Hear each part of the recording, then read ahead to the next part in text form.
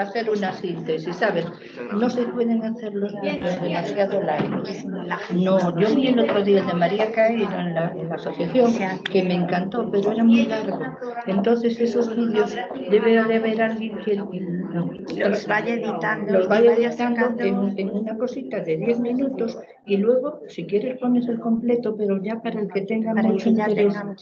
Pero los de 10 minutos, 15 como máximo, se ve muy bien. Más ya no.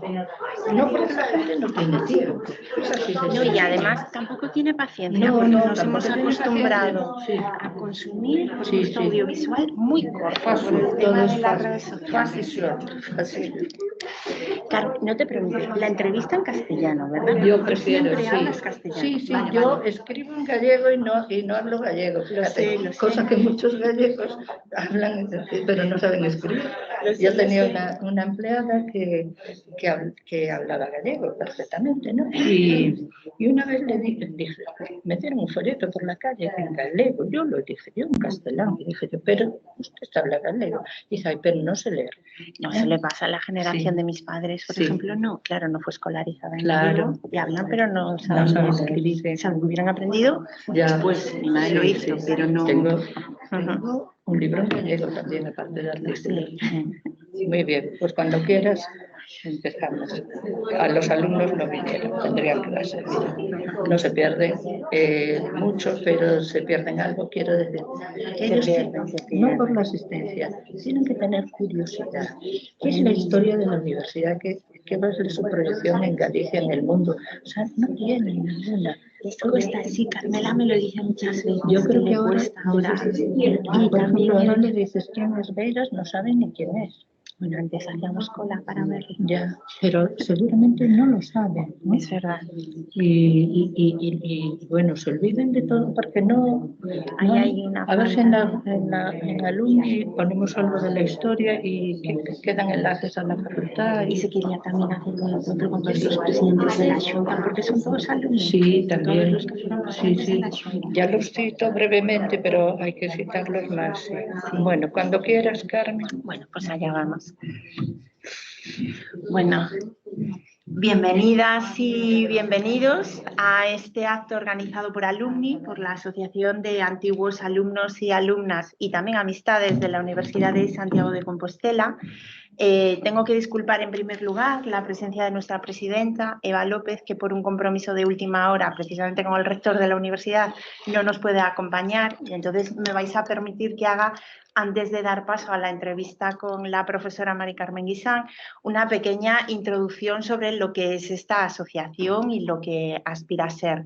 Alumni pretende ser la universidad después de la universidad. Cuando acabamos esa etapa universitaria que nos marca tanto, yo creo que a todas y que recordamos con ese especial cariño, pues hay los que tenéis la suerte de continuar en la universidad porque hacéis carrera académica, porque os vinculáis a ellas desde puestos administrativos o desde puestos de docencia, y los que no, los que nos vamos a hacer carrera profesional fuera. Entonces, para todos, para seguir teniendo esos espacios de encuentro, de aprendizaje transversal, se creó Alumne ya en 1996, coincidiendo con el aniversario del 5º centenario de esta universidad histórica. La cartera de servicios que tiene esta asociación es muy variada, o sea, nosotros funcionamos como espacio de encuentro, como espacio de aprendizaje, también como lobby, como un espacio de lobby en el que conseguir reivindicarnos como colectivo, y se organizan actividades muy vinculadas a la divulgación de todo y al conocimiento de todo lo que es el patrimonio de la universidad, pero también el patrimonio industrial de Galicia, esas iniciativas puestas en marcha muchas veces por exalumnos y exalumnas de esta facultad para que podamos conocerlas. También contribuimos y apoyamos la organización de todos los actos de encuentro de las distintas promociones de egresados de la universidad, cuando nos juntamos para celebrar que hace 10, 15, 20, 25 años o 50 años hemos tenido también muchos eventos que nos hemos titulado. Bueno, pues ahí está Alumni para ayudar a que todas estas promociones se encuentren, enriquecer esos actos y también darles el reconocimiento que deberían tener. Y también tenemos una bolsa de empleo, el portal Laboricia, que además fue puesto en marcha por una profesora de esta facultad, por Loreto, también para buscar facilitar esa transición al mercado laboral de las personas que acaban de titularse y que lo hagan en un contexto de confianza y también contribuir a que el talento que se sigue formando en la universidad pues se incorpore de la manera más fácil posible a las instituciones, a las empresas también que fueron puestas en marcha y en la que participan muchos exalumnos y exalumnas de la universidad. Os invitamos a que visitéis nuestra web, los que no sois socios y socias a que os asociéis. Os hemos dejado en esa mesita de ahí unos folletitos para que veáis la carta de servicios. La cuota es una cuota prácticamente ridícula, que seguro que todos y todas podemos afrontar, pero la alegría de encontrarse y de poder participar en estos espacios de conocimiento y de poder seguir vinculados a la universidad y a las personas con las que compartimos esta etapa de estudios, pues yo creo que es una experiencia muy enriquecedora. Lo vais a ver además cuando veáis las fotos de todas las actividades, porque todo el mundo sale sonriendo sin que se lo pidamos. Y ya no os hago más publicidad. Una de las cosas que sí que es importante dentro de Alumni es el dar a conocer, ¿no?, a todas las personas de la comunidad universitaria. Y hoy yo tengo la suerte de poder dar a conocer y entrevistar y acompañar a la que fue una de mis profesoras favoritas en mi etapa de estudiante universitaria, por lo fácil que lo hacía todo como profesora, pero también, a pesar de que ella era muy organizada y no dejaba mucho espacio en sus clases a lo que no era impartir el temario, por esas anécdotas que nos contaba con cuentagotas en medio de sus clases y que a nosotros nos abrían un mundo completamente diferente, ¿no? Nos abrían un mundo, nosotros teníamos delante una mujer que éramos conscientes a través de esas anécdotas que había contribuido a crear espacios de investigación en todo el mundo, que nos invitaba a reflexionar sobre la legitimidad y la veracidad de los productos académicos que consumíamos, a tener espíritu crítico, a ir un poquito más allá,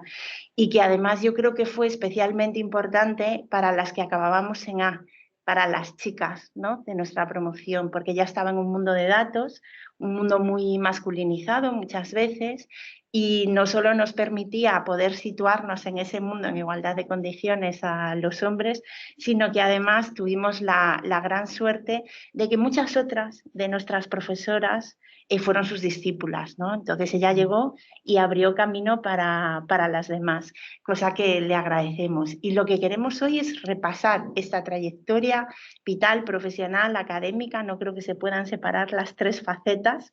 Al final son construidas por la misma persona y esa es gran parte del mérito, es ese, construirlas las tres al mismo tiempo, repasarlas con ella y volver a ese punto donde teníamos acceso a la anécdota en clase. Pues hoy nos vamos a dedicar solo a la anécdota y al recorrido. Entonces, quizás lo primero que necesitaba preguntarte es por qué la economía y cómo tú escoges en ese momento esos estudios. Tú hiciste tu primera etapa escolar aquí, en Santiago de Compostela, en la Compañía de María. No, en La Coruña. En La Coruña, sí. Perdón.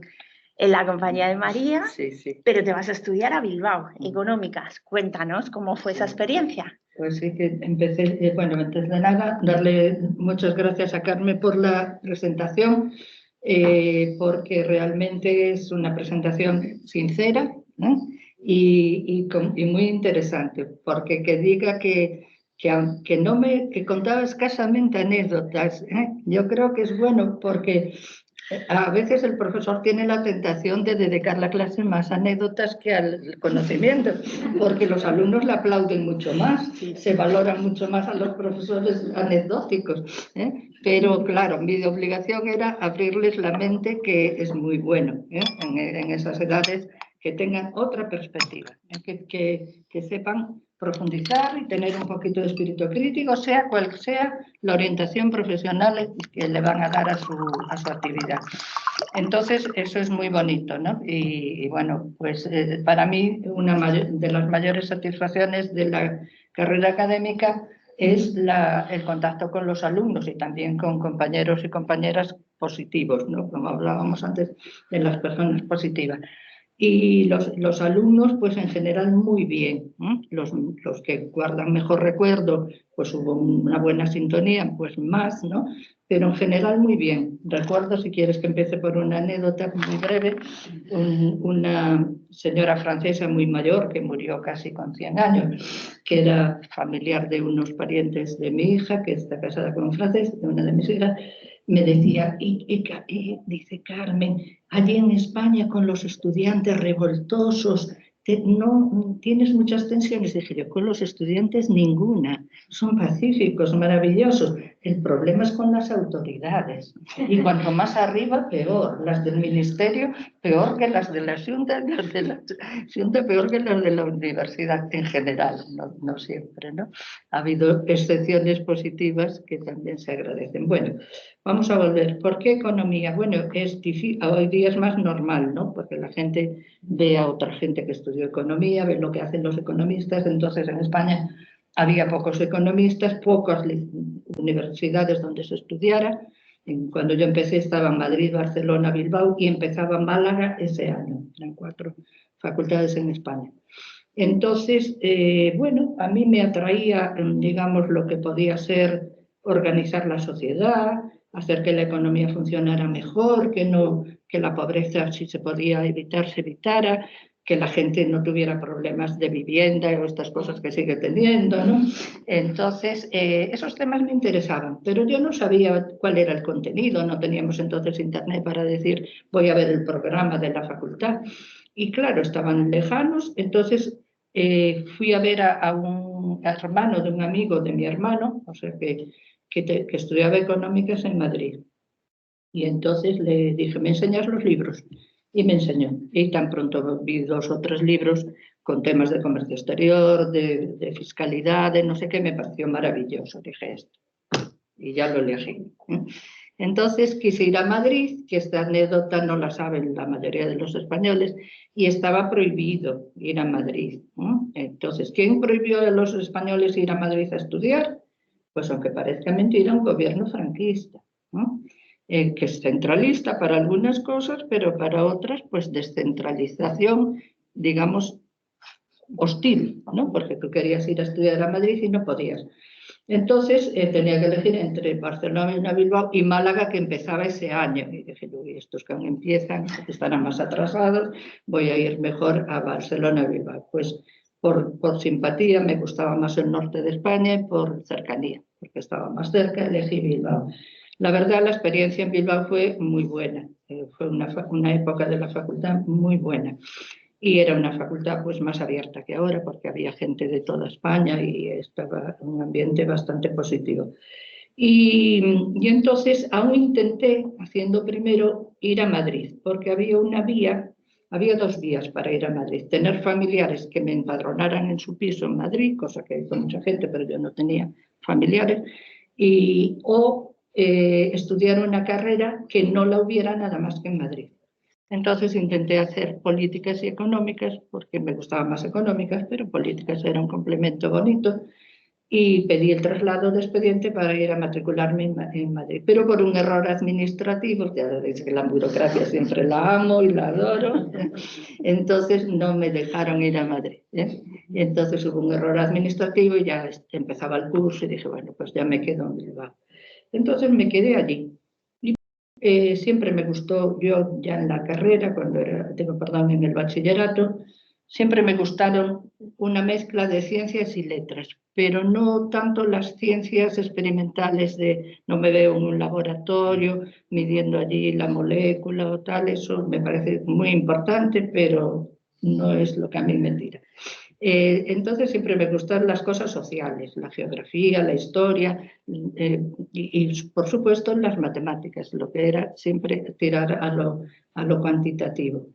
Y entonces, bueno, pues yo en la carrera pues me iban gustando mucho las materias que tenían más aplicaciones a la economía, y cuando estudié la econometría pues me pareció muy importante que si se llevaba bien, si le hacían caso a los económetros, pues podía servir para organizar mejor la sociedad. Entonces, ahora me preguntas, ¿por qué la econometría? ¿No? Entonces, la econometría me pareció que podías, en sus objetivos, cuando se creó la sociedad econométrica, en el primer tercio del siglo XX, pretendía superar la gran crisis de la Bolsa de Nueva York de 1929.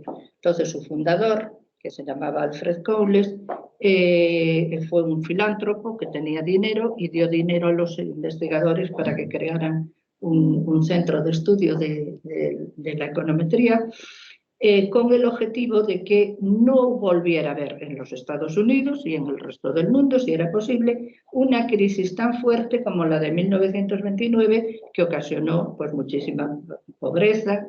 Recordáis la película Las uvas de la ira y todas estas cosas, una miseria, ¿no?, en cantidad de trabajadores que se quedaban sin empleo, sin seguro, sin nada. Y entonces pretendía que los economistas avisaran: está habiendo un problema, un desajuste entre la oferta y la demanda, hay que mejorar la oferta o hay que estimular la demanda para impulsar la economía y que las cosas vayan bien. Y bueno, el éxito de esto fue importante. Yo viví en la época en pleno disfrute, digamos, de los bienes de la econometría. Gracias al impulso de la econometría, las teorías keynesianas, que en ese momento ayudaron a reflotar la economía de Estados Unidos y de otros países, estimulando la demanda, que había caído mucho con la crisis aquella. Entonces, el mundo entró a partir de los años 50 o un poco más allá, según los países, en un periodo de gran crecimiento, ¿no?, hasta que empezaron las crisis del petróleo en torno al año 73-74, pues fue un periodo pues muy feliz para el mundo, que incluso se acabaron muchas guerras, y ya la gente creía que no hacía falta ya que hubiera más guerras, que iba a haber paz y progreso y tal. Y bueno, hoy día nos consideramos un poco ingenuos por haber pensado así en aquella época, ¿no? Pero bueno, fue bien. Entonces, sí, la econometría parecía, España estaba empezando a despegar en su industria, a organizarse mejor, y dijimos, bueno, pues estupendo, va a haber demanda de economistas que sepan econometría. Entonces, yo en principio pensaba marcharme a la London School of Economics, pero como no tenía recursos, pues dije, bueno, pues no había becas tampoco, ni siquiera las Barrié, que empezaron mucho más tarde. En aquella época no había nadie que te diera una beca para irte a Londres. Los que iban, algunos compañeros, alguno que fue incluso profesor inicial de esta facultad de econometría, que se llamaba Miguel, este chico se fue a Londres a fregar platos y en los tiempos libres iba a algunas clases a la universidad, pero a mí me pareció así un poco cutre la vida esa, ¿no? Entonces dije, bueno, pues me voy a la Universidad de Santiago, que se acaba de crear, doy clases allí unos años, veo el ambiente de Galicia, como si hay un ambiente de profesores, alumnos con ganas de impulsar el desarrollo de Galicia, y de paso ahorro algún dinero y ya me voy a Londres, digamos, con mayor seguridad. Pero ya me metí en mucho trabajo, conocí a mi marido, tenía que elegir entre la vida familiar o el irme a Londres. Entre Londres y mi marido lo elegí. Aunque yo a él a veces le digo, no sé, bueno, no se lo digo así porque le parecería mal, pero como yo quería que él también se fuera, ¿no? Decía, ¿por qué no nos vamos? No, no, no, España y Galicia nos necesitan, siempre nos van a hacer caso más adelante. Él era más optimista que yo. Y yo a veces le digo, ves que no te hicieron mucho caso, nos deberíamos de haber ido. Y entonces se calla, ya no me dice que no, ¿eh? Entonces, bueno, fuera lo que fuera, el caso es que aquí encontré un lugar donde hacer una buena labor, ¿no? Alumnos motivados. Tuvimos la gran suerte de, en ese momento, que la Facultad de Económicas de Santiago era la única que tenía segundo ciclo, porque las otras universidades tenían ya los primeros ciclos con los colegios universitarios, pero no tenían el segundo. Entonces nos venía una cantidad de gente muy buena para los cursos, las asignaturas de econometría optativa, por ejemplo. No era tener 20 alumnos de Santiago, es que tenías a lo mejor 80 de toda Galicia, y eso pues creaba un ambiente más estimulante, digamos. Yo creo que había un número importante de alumnos motivados, que eso es muy importante para la enseñanza. Y bueno, pues eso fue cómo llegué a la econometría. Ahora me vas a preguntar para qué sirve. Me da vergüenza preguntarlo con el auditorio que tenemos, sí, pero más allá del auditorio, es verdad, claro, que es una disciplina que puede resultar extraña desde fuera y que choca muchas veces también con la creencia de que los economistas no somos de todo una ciencia porque no tenemos laboratorio. Sí, es verdad. Nos acusan a veces de que cuando yo fui directora representante de directores de departamento en la universidad en los años 90, fui a una reunión de directores de departamento y hubo alguno de esas ciencias experimentales sagradas que se creen, ellos se creen, hay de todo, hay gente buenísima y tal, pero hay gente que se creen que el mundo científico es como si fueran las castas de la India, ¿no? Y arriba de todo creo que están los bioquímicos o algo así, o dentro de los bioquímicos alguna especialidad más sofisticada, y luego van bajando, hasta que tienen a los biólogos, a los matemáticos, tal, ya bajan. Y en la base de los más pobres allí están los de letras, todos los de letras. ¿Y los de económicas dónde estamos? Ni arriba ni abajo, ni en el centro. Fuera, los parias, fuera de la escala de las... Entonces, con esa visión que tienen algunos, muchos, no solo aquí, en otros sitios, ellos se creen muy, muy superiores. Yo tengo un hermano que es un director de investigación del CSIC en química, que es buena persona y no maltrata a los economistas, ni a nadie, ni nada. Pero aún así, él metió a sus hijos a hacer química porque él creía que no había nada más sagrado en la ciencia que ser químico. Y entonces yo le digo, ¿tenéis muchos recursos económicos? No, pocos. Dije, ¿ves? Porque no está funcionando la economía. Necesitáis a los economistas y no luego no tenéis recursos vosotros. Y bueno, te decían, sí, cuando están apurados van viendo si le tienen una enfermedad, entonces le dan importancia a los médicos. Si no la tienen, pues están tan felices. Bueno, allí dijeron, en aquella reunión, que les molestaba tenernos a las facultades de Economía y Medicina dentro de la universidad, que nos debían de hacer unas escuelas técnicas y ponernos aparte, porque no éramos científicos como ellos. Y nada, nadie les hizo caso, claro, la universidad. Y además que a ellos les beneficiaba mucho, porque la universidad recibía recursos en función del número de alumnos que tenía, con lo cual Económicas le daba mucho dinero a la universidad y luego lo repartía según las prioridades de los equipos rectorales, que no siempre venían para esta facultad, iban más veces para otras facultades de ciencias o lo que fuera. Entonces, bueno, volviendo al tema, ¿para qué sirve la econometría? En principio debería de servir, ahora estamos en crisis, en una crisis no solo en España, porque España está muy alterada últimamente, ha perdido mucho el rumbo de la política económica, no solo me refiero a estos últimos años con gran tensión política, crispación y tal, sino que ya venía arrastrando desde la crisis de 2007, no se encauzó bien las políticas económicas para superarla, y entonces no se escuchan los economistas. Después, cuando se empezó con la crispación, pues ya claro, los pobres economistas de un partido o de otro no se atreven a hablar entre sí porque ya les dirán el enemigo, ¿no? Entonces la gente, claro, tiene que buscar acuerdos y cosas que sean de sentido, digamos, compartido por muchos economistas, ¿no? Entonces hoy día no está sirviendo y de hecho España no está creciendo, ¿no? En otros países pues sí, tiene más importancia. Las grandes empresas también lo usan. Pero la econometría es como si fuera un instrumento, un vehículo.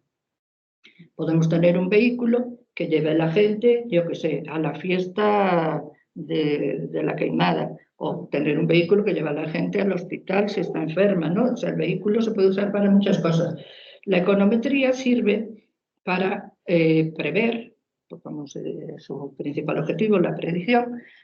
¿Con qué objetivo de prever? Pues puede ser prever, si es una empresa, a lo mejor para ganar más dinero. Si es un ayuntamiento, a lo mejor para que sus ciudadanos tengan un buen abastecimiento de agua, un buen transporte, lo que sea, ¿no? Y por supuesto, debería ser importante para los que hacen la política económica. Perdón, es que voy a beber un poquito. Entonces, bueno, hay la econometría más inmediata, la que pueden practicar cientos de personas, que es una econometría de recopilar datos de las variables que tienen interés, pues cómo está creciendo la población, cómo está creciendo la vivienda, la gente se jubila, no se jubila, o sea, vamos viendo perspectivas.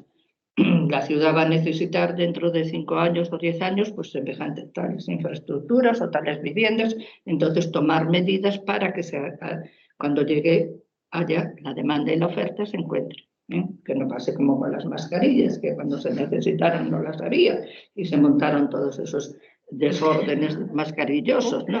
Entonces, Europa no podía estar, vamos a ver, si en ese momento las mascarillas tenían una demanda pequeña, no podíamos producir grandes cantidades, pero sí estar preparados, porque puede venir esa epidemia u otra y tener capacidad en nuestras empresas de hacer una reconversión rápida a fabricar lo que se necesita. Eso es de seguridad. Y si no la tenemos nosotros, que la tenga Portugal, Francia, pero que Europa como tal tenga esa capacidad, ¿no? Entonces, faltaba previsión por todas partes y así pasaron esas cosas. Entonces, esa es la econometría normal que se puede aplicar a multitud de temas. Y luego está la econometría profunda, que no tiene muchas citas porque en el mundo científico se valora lo que se cita mucho. Entonces, aunque ahora hay movimientos, digamos, contra el exceso de dar importancia a las citas. Se citan muchos temas que estén de moda, ¿no? Entonces, la volatilidad de los tipos de interés, que es un tema que a la mayoría de los ciudadanos no les interesa para nada, pero en muchas revistas norteamericanas se ha estado de moda. Entonces, si escribíamos un artículo de la volatilidad, seguro que teníamos 300 citas o 500 citas, pero a mí me interesaba escribir un artículo de la volatilidad, no.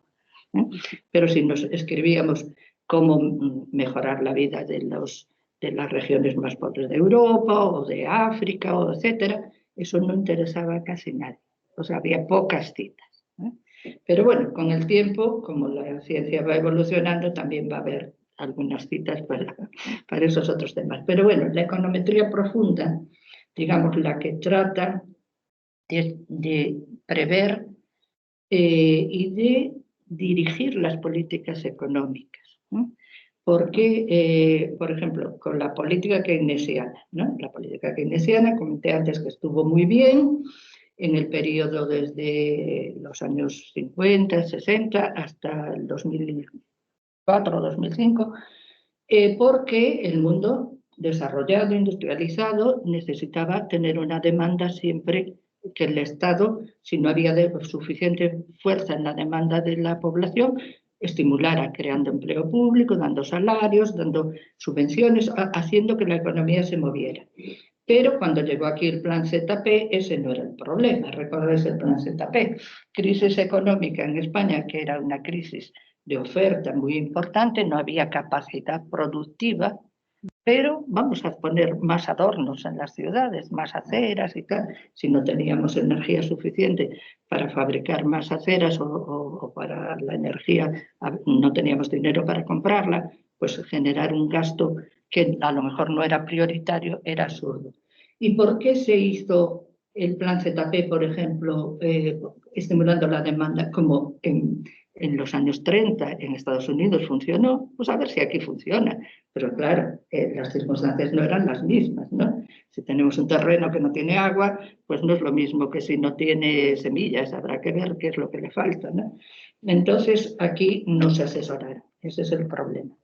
Los economistas dejaron de ser considerados necesarios por los políticos. Dentro de cada partido siempre hubo economistas sensatos y otros no tan sensatos, pero bueno, la mayoría sí, con un nivel de sensatez suficiente para buscar soluciones. Y no les escuchaban, esa es la realidad, no los escuchaban. Y entonces, pues nada, los políticos se creyeron que ellos eran los que decidían con su criterio, que a lo mejor se creían saber mucho y no sabían tanto.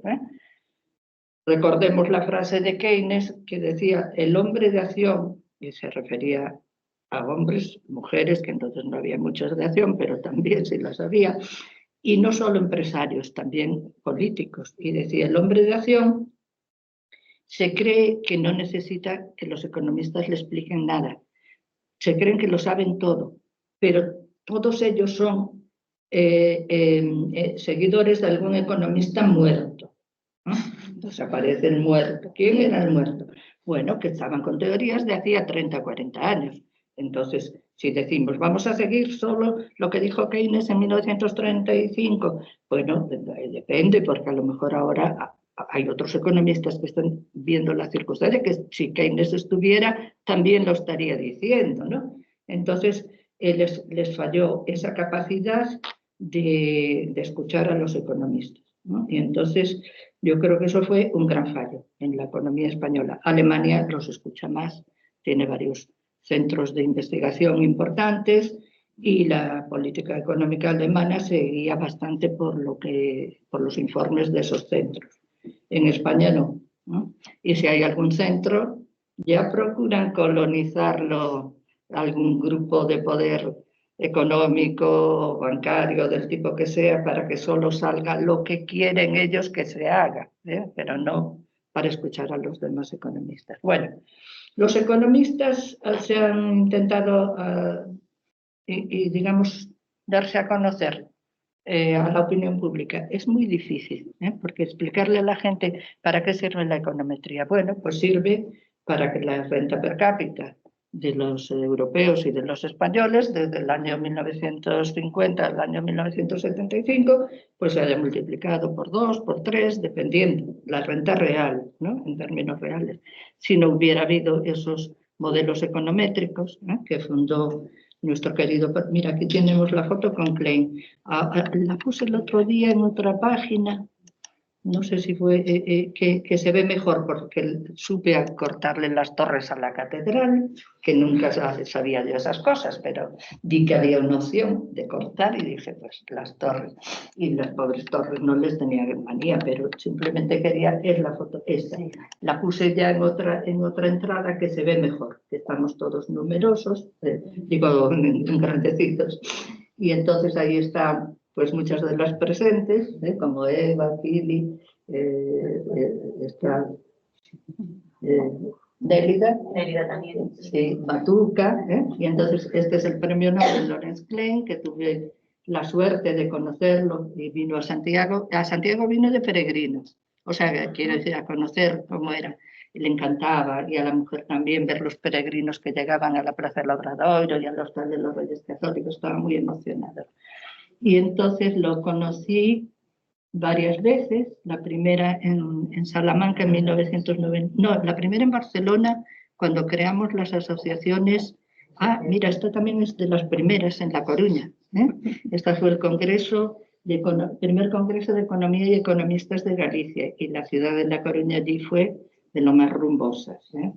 Estaba nuestro querido amigo Gonzalo Ortiz Amor, presidente del Colegio de Economistas, y secretario general era, ¿no? No me acuerdo el cargo, se llamaba secretario. Bueno, era secretario de la Cámara de Comercio y presidente del colegio. Pero... Bien, pues todo rumboso trajo 2 premios Nobel, a Klein y a Galbraith. Y entonces, al principio, fíjate, la econometría, Galbraith era muy popular porque era un economista que escribía libros de divulgación hacia la gente y era simpático y hablaba mucho. Entonces, los periodistas primero iban a Galbraith, de la econometría, ese de las gafas, que no tendrán nada que decir, pero le empezaron a preguntar cosas y empezó a comentar cómo con un modelo econométrico habían resuelto los problemas de las huelgas en el puerto de Nueva York y cómo, en distintas asociaciones y empresas de Estados Unidos se iban resolviendo problemas gracias a la econometría, y después ya dejaron a Galbraith abandonado y se iban detrás de Klein, porque donde había sabiduría, digamos, interesada. Y entonces Klein vino a La Coruña en el año 86, después en el 87 lo vimos en Barcelona, en la constitución de la asociación ASEPEL y Spalin, una reunión bonita, interesante. Y después en el 94 en Salamanca. Y en el 2004 me llamó y me dijo, quiero ir a Santiago de Compostela. Habían venido a Alicante porque le habían dado, o a Castellón, un premio de economistas y tal, y me dijo, queremos aprovechar el viaje para ir a conocer Santiago de Compostela. Y dije, pues muy bien, le preparo una reunión con los alumnos. Y le encantó. La verdad que teníamos unos alumnos que si estuvieran aquí hoy estaban, porque eran unos alumnos muy motivados, ¿no? Casi todos eran latinoamericanos, pero tuvimos mucha suerte con ese máster que dábamos de Economía Internacional, porque venían alumnos con un alto nivel de motivación. No miento, ¿verdad? Recordáis que todos los profesores y profesoras que dieron clase a los alumnos les gustaba que estuvieran tan motivados.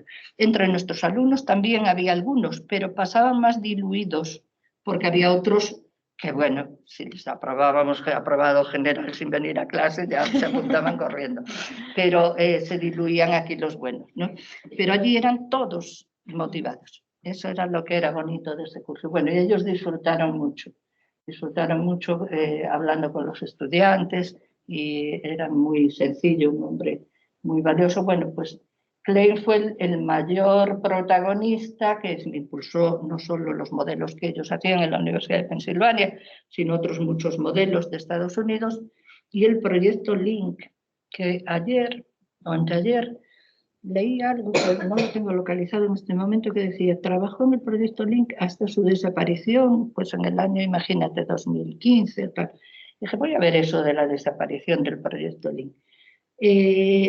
Bueno, a lo mejor lo soñé, ¿no? Porque esto no lo comprobé. Yo sé que leo tanto que estaba leyendo esto y me pareció que había desaparecido. Y dije yo, qué pena que no queda una iniciativa tan buena como hizo Klein, que no quede, ¿no? Entonces fui a verlo, y lo que me encontré en Wikipedia y en otros sitios del proyecto LINC, bueno, que yo ya sabía, la universidad lo vendió. Cuando Klein estaba jubilado, antes de morirse, lo vendieron porque era una empresa muy rentable, y entonces había grupos empresariales multinacionales que tenían interés, y las universidades, bueno, a veces son malas y otras veces son enfermas, como les decía yo un día a unos periodistas. Dije, si una universidad está enferma, necesita una ambulancia y un hospital. Era una broma, pero quería decir que necesita ver qué le pasa y, digamos, curarla. Pues las universidades americanas sí, a veces funcionan muy bien, en muchos aspectos mejor que aquí, más recursos para los investigadores, etcétera, pero a veces son demasiado comerciales, ¿no? Vendieron este proyecto de Klein y vendieron las investigaciones de la inventora de la investigación del RNA, de la Catherine esta. Ella no pudo evitarlo. La universidad es la dueña de las patentes y las vendieron. Pero bueno, luego, como la vida lo necesitó, ella acabó siendo vicepresidenta de una de esas sociedades que la llamaron, ¿no? Pero las universidades, yo creo que no deberían de vender con tanta alegría, ¿eh? O sea, claro, porque si es, yo qué sé, un abridor de botellas, bueno, pues sí, un abridor muy bonito, tiene la patente de la universidad, la quiere fabricar una empresa que la fabrique. Pero una iniciativa como esta, que era una iniciativa, el proyecto Hispalink, el proyecto era internacional, formaban parte de él unos 40 centros de toda España, ¿no? de toda España, perdón, de todo el mundo, con todos los países importantes que tenían un modelo econométrico. Había luego modelo macroeconométrico para el conjunto de la economía, había modelos que se hacían para conjuntos de pequeños países, por ejemplo Centroamérica, etcétera, y el objetivo en principio era sobre todo ver cómo los desequilibrios internacionales en importaciones y exportaciones podían afectar al empleo o a la renta de otros países, ¿no? Por ejemplo, si Alemania deja de importarnos un producto que nos importe, pues cómo nos va a afectar, etcétera. Pero, y luego, si nos afecta a nosotros, cómo afecta a otros países que dependen de nosotros, ¿no? Y tal. Pero también el instrumento era bueno para también, digamos, que las políticas económicas, las propias Naciones Unidas, si tuviera un digamos, una mayor preocupación por el desarrollo económico. La OCDE, que se va ampliando, afortunadamente, ahora ya están empezando a entrar países de América Latina, y va a ser importante que estén en la OCDE, porque la OCDE tiene economistas buenos que hacen estudios, buenos datos, mejoran los datos de los países, y entonces que les orienten qué variables son las más importantes para que se mejoren, ¿no? Entonces, bueno, fue triste que Klein, a pesar de ser premio Nobel, no le dejaran mantener ese espíritu del Project Link, ¿eh? Pero bueno, ha tenido una influencia pues, en mí misma y en otros muchos economistas que trabajamos, ¿eh? Me gustó también cuando dijiste que había abierto espacios, ¿eh? Sí. Estoy todavía con América Latina y trabajando para abrir, que me cuesta. Me cuesta no por los latinoamericanos, que tenemos gente buena que con nosotros han sido antiguos alumnos o autores de artículos de nuestra revista, pero les falta, digamos, información. No hay un boletín informativo pues, para las universidades, tampoco lo hay en España, ¿no? Entonces, la falta de comunicación es mala, porque la gente puede estar más abierta, pero no encuentra esos cauces. No hay cauces plurales que pueda uno decir, bueno, voy a ver qué están haciendo. Ahora con Dialnet, por ejemplo, para los profesores es útil, para los alumnos debería de serlo, ¿no? Pero si hiciéramos un test, ¿Dial qué? ¿No? Me preguntarían. Es una nueva bebida, ¿qué es eso de Dialnet? Pues Dialnet está muy bien, ¿no? Es una gran iniciativa, y de los latinoamericanos aparecen trabajos si han venido a hacer una tesis a España. Por ejemplo, todo el que ha dejado rastro en una universidad española he recogido. Pero de momento, cosas de estos autores fuera de la universidad no hay muchas, ¿no? Pero allí ahora se pueden encontrar muchas cosas muy interesantes, ¿no? Bien, entonces, ¿para qué sirve la econometría? Yo creo que quedó bien. Si ahora tuviéramos econometría, por ejemplo, en España la usaran los políticos, tanto de unos partidos como de otros, pues no tendríamos problema de la vivienda, ¿no? Aquí mismo hicimos una maravillosa tesis doctoral de Carmen López, que es una gran experta sobre el tema, y como eso, pues la agricultura. Aquí tenemos a Pili con su gran tesis de la agricultura, ¿eh? Y bueno, pues nos sirvió algo, nos hicieron algún caso en la Junta, un convenio que tuvimos para promover los productos gallegos de calidad. ¿Recuerdas? Entonces, ¿cómo de un estudio econométrico que proyecta qué va a pasar con estas cosas si se produce la denominación de calidad y se prestigia, cuánto más se va a vender, cómo van a mejorar los precios, etcétera? Pues al final sí te toca en un determinado momento unos políticos con sensibilidad, lo promovieron, y yo creo que le dio bastante beneficio a Galicia esa imagen de Galicia calidad, ¿no? Sí. Que el eslogan también participé yo en la promoción. Estas cosas eran las que hacían que te estallara la cabeza en clase. Estabas allí en una clase de econometría y de repente era como, que esto no son tablas de datos, que esto va más allá en el mundo. Y hay una cosa que yo creo que tú has hecho toda tu carrera, que es un esfuerzo por valorizar la econometría en dos direcciones, divulgando, ¿vale? Pero también creando cantera. Sí. Antes estaba repasando, por ejemplo, las tesis que habías dirigido. Y yo ahí, claro, me encontraba con mis profesoras. Sí, sí. Y también me llamó la atención de entre las tesis que habías dirigido, una cosa, que es que mayoritariamente son mujeres.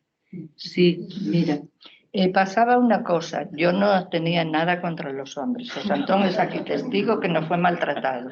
Y otro hombre que teníamos, que está ahora en La Coruña, Isidro Frías, también siempre fue muy bueno y muy, digamos, integrado con nosotras, y no notaron ningún maltrato. Eran una más. No, ¿sabes? Yo creo que fue un poco, digamos, porque aunque decías que las mujeres en aquella época no estaban muy metidas en números, sí a las mujeres les gusta bastante la estadística y los números, ¿no? Hay una cierta tendencia en muchas mujeres hacia esto, pero luego también puede haber hombres, claro.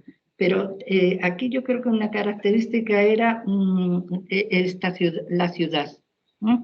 La ciudad. Digamos que si fuera una ciudad como Madrid, Barcelona, podría ser que tuvieras más gente de ambos sexos, porque había hombres que decían, bueno, la universidad no paga muy bien. Caramés me decía, nuestro compañero Caramés, me decía, ¿tú piensas que los hombres son más peseteros que las mujeres? Digo yo, no, es que la mujer normalmente, si está soltera y no tiene hijos, no se arregla con poquito dinero, digamos. Si está casada y tiene un marido que gana algo, pues también se va arreglando, aunque no le pague mucho. Quiere decir, en general, para la mujer es menos prioritario el alcanzar, que bueno, no le molesta ni le sobra, ¿no? Pero que está menos motivada, que si encuentra un trabajo que le resulta más agradable por el horario, por la interacción, por el ambiente de personas, lo económico lo margina un poco. En cambio, el hombre, aunque le gusten los valores de integrarse, del tipo de trabajo, si tiene una familia que su mujer gana poco o no gana nada y tiene que sostener, se ve muy obligado socialmente a mejorar, digamos, el empleo. Entonces yo veía que en Barcelona, en Madrid, había muchos hombres que se dedicaban a la econometría unos años y a lo mejor después se marchaban a una empresa. Por ejemplo, en el caso de la econometría, tenían mucha relación con las empresas, porque el modelo econométrico de España que tenía Antonio Pulido en la Autónoma tenía muchísima relación con empresas, con Iberia, con cantidad de empresas importantes, ¿no? Y entonces, pues había un contacto permanente, se conocían personas, las personas podían trabajar en un sitio o en otro. No sé si fue eso, ¿no? O que aquí había más tendencia de casualidad a irse a otras especialidades. Yo, desde luego, a ningún hombre válido lo rechacé. Entonces, procurábamos integrar a la gente que estaba motivada, ¿no? Como me decía el otro día una profesora de esta facultad, que no está ahora aquí, pero me decía, entre la aptitud con P y la actitud con C, las dos son importantes, pero la segunda normalmente es más importante que la primera. Te necesitas gente que tenga actitud positiva, ¿no? Que quiera integrarse y tal. Bien, ¿y qué más me preguntabas, Carmen? Lo que te voy a preguntar ahora que has hablado de actitud y aptitud, ¿cómo se vivía ser la primera en muchos ambientes? Bueno, ¿cómo te diría? El caso con una hermana mía que era celosa, en lo demás bien. Porque luego, pasados los años, tengo muchas hermanas, 7. Bueno, 7 contándome a mí, 6 y yo. Bueno, tenía, que una ya falleció, pero bueno, que éramos 7 hermanas y 3 hermanos. Y entonces decías que yo quería ser la primera en todo y nunca era yo la primera. Y dije yo, bueno, mujer, siempre se es la primera en algo, ¿no? Porque uno cantará mejor, el otro hará mejor deporte, el otro será más cariñoso, yo qué sé, no hay que obsesionarse. Yo la verdad no soy la primera en todo, en cantar desde luego no. Hago mis esfuerzos moderadamente, que no se note mucho, pero no. Pero evidentemente en el estudio sí, siempre me gustó, ¿no? Y la verdad que tenía unas compañeras muy buenas que me querían, aunque fuera la primera, no me maltrataban. Y mantenemos la amistad aún hoy día, porque me llamaron para el 50 aniversario de la salida del bachillerato, y desde entonces ellas se reúnen no sé cuántas veces en La Coruña. Ahora ya dicen que como no voy a La Coruña, que van a venir a celebrar el Santiago. Pero bueno, que son muy cariñosas, tienen un grupo de WhatsApp y tal. Y bueno, yo era una niña, digamos, la primera, pero bondadosa, ¿eh? Y entonces les ayudaba. Y la verdad les ayudaba porque me gustaba ayudar, era un instinto. Pero yo creo que me ayudó mucho a ayudar, ¿eh? Porque después leyendo cosas de los psicólogos y tal, creo que verbalizar las dudas es muy bueno. Entonces, si una niña me preguntaba, yo no entiendo, yo qué sé, esta fórmula matemática, yo le decía, mujer, ¿tú quieres esto o quieres esto otro? Si quieres esto, entonces tienes que pensarlo así. Y yo decía, ay, qué bien lo expliqué. Yo misma me quedaba contenta, porque al verbalizarlo aprendías también para ti mismo, ¿no? Bueno, en esas aventuras del colegio, yo pasaba por delante del colegio de los maristas, que eran de niños, y me saludaban todos, así firme, porque llevaba mi medalla de oro, ¿eh? Era un premio al promedio de sobresaliente. Entonces, las niñas, la mayoría llevaban estrellas, porque el colegio estaba que parecía el ejército, no digo el de Putin, pero casi, ¿no? Que los de Putin se caen de estrellas y medallas. Cada notable era una estrella plateada, o sea, llevaban una franja con las estrellas. Si tenían 4 sobresalientes y 2 notables, 4 de oro y 2 de plata, ¿no? Y el promedio de notable era medalla de plata y el promedio de sobresaliente medalla de oro, ¿eh? Y la conservo, la medalla, es un bonito recuerdo. Pero bueno, allí fue la primera, sin grandes honores, sin gran cosa y tampoco sin creerme nada, pues simplemente yo tenía una habilidad para el estudio, me gustaba, ¿eh? y la curiosidad, ¿no? Yo creo que soy curiosa y lo sigo siendo. Yo creo que la actitud, por eso hablábamos de actitud, en la actitud tiene que haber curiosidad por lo que estudias. Yo a los alumnos siempre se lo decía, porque como estudiaba mucha gente económica por las salidas profesionales y que no tenían motivación, y yo decía, pero bueno, le decía a una que le costaba aprender a estudiar, y dije, motívate en algo, en los temas que te interesen más. Por ejemplo, de toda la carrera, ¿hay alguna que te interesa?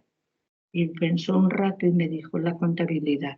Dije yo, pues mira, creo que te equivocaste de carrera, porque si la única que te interesa de la carrera de económicas es la contabilidad, mejor vete a una especialidad de economía de la empresa que sea especialmente contable, ¿no? Pero si no te interesa ni la historia, ni la política económica, ni la estadística, ni la econometría, pues estás aquí un poco desaprovechando tus virtudes, que seguramente las tiene para otra cosa, pero no para esto, ¿no? Bueno, cuando hice la carrera me fue bien en Bilbao, la verdad era una universidad buena, la ciudad era entonces estupenda porque no tenía crispación política, ¿no? Entonces una ciudad de Bilbao sin crispación política era maravillosa, la gente era, digamos, positiva en general, ¿no? Y había buen ambiente, la facultad muy buen ambiente.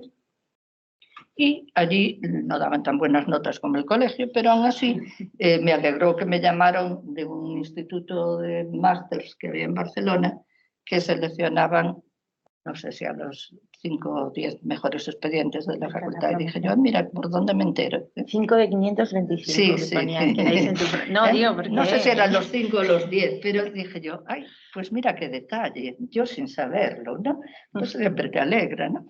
Pero dije, bueno, pues mira, me encontré profesoras en el colegio, en la facultad, que si hacías bien las cosas, normalmente te premiaban.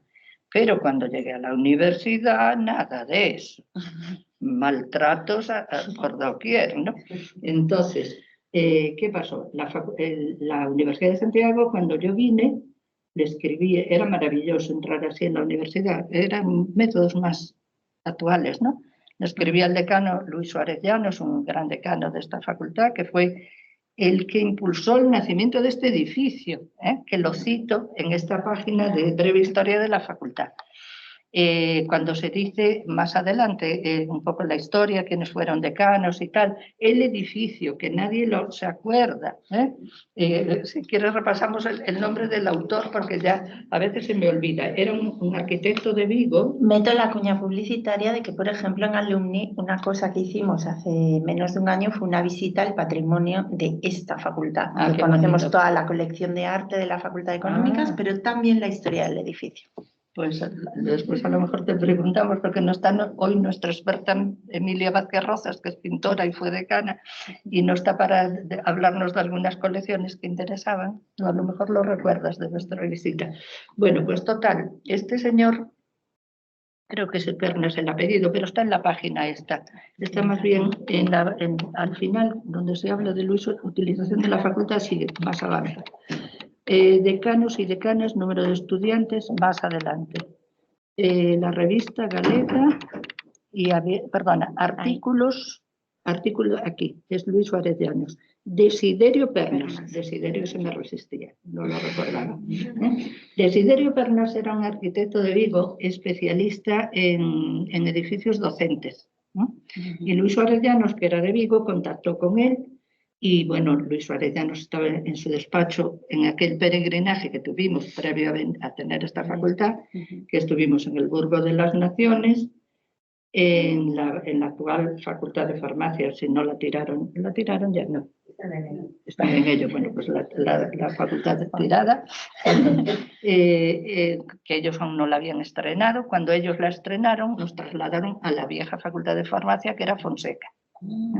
Y así estuvimos en él. Y en medio nos trajeron a la Escuela de Hostelería, que era lo que estaba aquí antes. Sí, no en el Burgo de las Naciones. Era el Burgo de las Naciones. Pero estaba en la hostelería. Ah, el edificio perteneciente a la Escuela de Hostelería, muy bueno ese detalle, Matuca, lo incorporaré. Efectivamente, yo sabía que había un edificio grande, pero creí que era donde estaba ahora el auditorio. No, estaba en este solar. Bueno, pues en la Escuela de Hostelería, que era nuestra facultad en algún momento. Entonces, al final, por fin, se hizo esta facultad, que Suárez Llanos estaba, bueno, súper encantado de hacerla. Pero en esta memoria que él escribió en un artículo de la Revista Galega, que cita Desiderio Pernas, que nadie lo cita, que por lo menos a los arquitectos que le pongan derechos de autor. Bueno, él a lo mejor no lo citó porque estaba enfadado. Dijo, no se hizo la obra como quería Desiderio. No se hizo toda como la quería Desiderio, pero aún así se hizo mucho. Yo creo que la facultad resultó un edificio luminoso y agradable, ¿no? A mí por lo menos me lo parece, ¿o no? Sí, entonces tenía su originalidad, ¿no? Y entonces, bueno, pues esta historia tiene su importancia, ¿no? De cómo se creó el edificio, que fue importante, ¿no? Después tuvimos, si hablamos de la historia de la facultad, el crecimiento de ADE, porque esto fue creado como una facultad de económicas. No nos dejes a medio contar cómo te incorporaste como docente. Ay, perdona, sí, escribí a Suárez Llanos y le dije, señor decano, estimado señor decano, me gustaría saber si podría ser profesor ayudante de econometría en su... Si es que no sabía si no tenían profesores, porque soy recién licenciada en Bilbao y tal, y me gusta esta materia. Y entonces, ¿cómo pasó? Nada de burocracias. Me llamó la secretaria del decano en mi casa, de mis padres. Hola, soy Conchita, la secretaria del decano. El decano quiere hablar contigo, porque recibió esta cosa y le interesa mucho. Estaba Llanos deseoso de traer profesores que no tenía. Y entonces vine a hablar con él y ya me contrataron. Así de sencillo. Nos estáis muriendo de envidia, ¿no? Entonces, bueno, pues maravilloso, ¿no? Así contrató a todos los primeros profesores, porque los cuento yo un poquito en el artículo de historia en el 50 aniversario de la facultad, cómo llegamos como pequeños ríos procedentes de varios orígenes, unos de España, algunos del extranjero, como José Luis Outes, que venía de Alemania, y cada uno veníamos con nuestra formación, y aquí fuimos los primeros fundadores, directores de tesis y tal. Que también cuando hablas de las tesis de esta facultad, esos 50 años de tesis, sí, vuelves a aparecer tú destacada precisamente por esa labor de dirección. Sí, la verdad, sí. En el ranking de ideas, esta base internacional que hay, sí, estoy en las tesis, me parece que estoy entre los 100 primeros, con hombres y mujeres del mundo. Mujeres? 100 entre 66.000 investigadores del mundo en número de tesis. Y la segunda mujer más citada en esa misma base de datos. Sí, puede ser. Bueno, la más consultada somos 2 Cármenes, que parece increíble. No hay muchas Cármenes en IDRP, poquísimas. 4 o 5 entre las 18.000, o sea que destaque. Pero está Carmen Reinhardt, que es una procedente de Cuba, Nelida. No sé si lo sabes. Bueno, pues Carmen Reinhardt, que hasta no sé si será parienta tuya, porque me parece que tiene uno de tus apellidos. Ella originariamente, no sé si es Carmen Castellano o algo así, tiene un nombre cubano. y se casó con un americano de origen alemán con el apellido Reinhardt, y suena mucho más importante llamarse Reinhardt que castellano, ¿eh? Y entonces ella es llamada Reinhardt, ¿eh? Entonces ella, Carmen Reinhardt, pero es cubana, ¿eh? Cubana de origen. Y bueno, ella es más leída que yo porque está en universidades potentes, que la tal, pero también es más criticada que yo, porque tiene muchos la citan para criticarle. Dije yo, bueno, por lo menos a mí normalmente no me critican, me pueden ignorar, pero no, los lectores no me quejo, tengo muchos afortunadamente, y tantos en inglés como en español, ¿no? Porque fui a mirar, dije yo, a lo mejor me leen mucho los españoles y latinos, y no me leen nada los internacionales, pero sí, más o menos equilibrado. Me leen cuando escribo en español y cuando escribo en inglés, ¿eh? Te iba a preguntar también por las distintas barreras de entrada en la carrera académica y tal. Claro, después En la docente ya veo que no, bueno, fue rápido. Sí, para entrar de profesora ayudante. Correcto. Entonces luego tuve la suerte, que yo no recuerdo exactamente el año, pero Matuca, que fue alumna de las primeras promociones, a lo mejor lo recuerda. ¿En qué año exactamente vino Pena? ¿72, 73? Bueno, lo miraré porque tenemos que hacer más currículum de Pena porque conocemos más, digamos, los últimos años, pero sus orígenes habría que mirarlos. Bueno, pues él llegó aquí, yo llevaba poco tiempo aquí, y llegó claro, porque al principio, antes mencioné a Miguel Vázquez Mariño, que le llamé Miguel abreviadamente, que fue profesor de econometría al principio, y después se marchó a una empresa y no volvió. Y entonces llegó Pena de catedrático, ¿no? Entonces, no sé si Suarellanos también lo captó y consiguió que viniera, o él mismo quiso venir a Galicia, ¿eh? Y entonces vino de catedrático.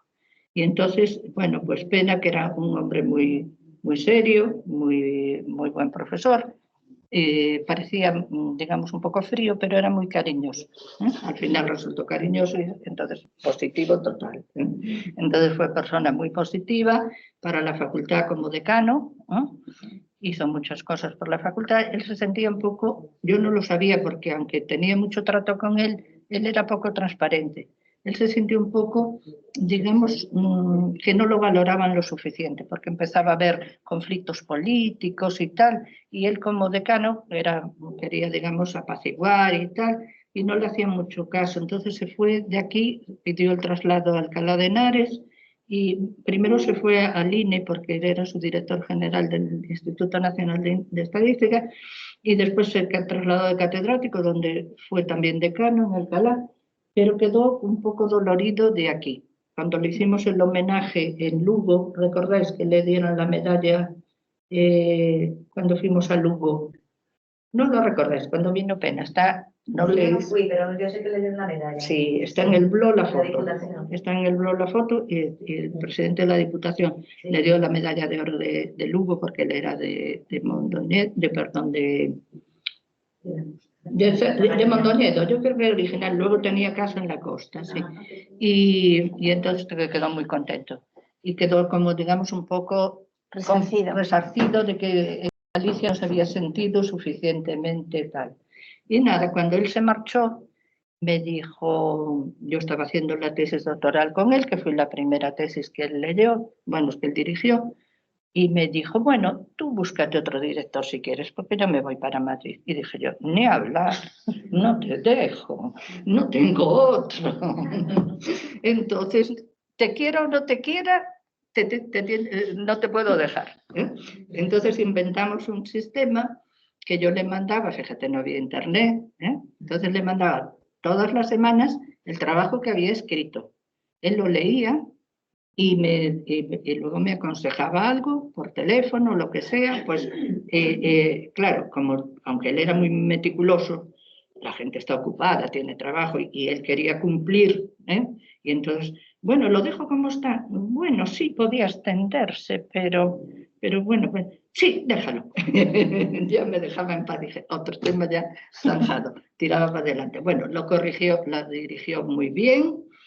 Y a mí no me dijo nada de grandes elogios, pero era cariñoso y tal.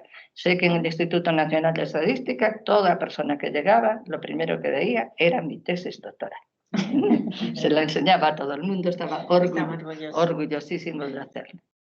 Entonces yo tuve ocasión de hacerle en algún artículo que me pidieron para la revista del Colegio de Economistas de Pontevedra, la reseña, o sea, todas las tesis, todo el árbol académico de él, que es las tesis que él dirigió y las tesis que dirigimos, los dirigidos por él, y luego las que dirigieron nuestros discípulos. Entonces él tiene un árbol académico muy bueno. Él dirigió 11 tesis, creo recordar, pero al tener después todas las mías y las dirigidas por mí, las dirigidas por mis herederos, bueno, mis herederos científicos me refiero, pues tiene un árbol académico pues de 60 o lo que sea, tiene mucho, ¿no?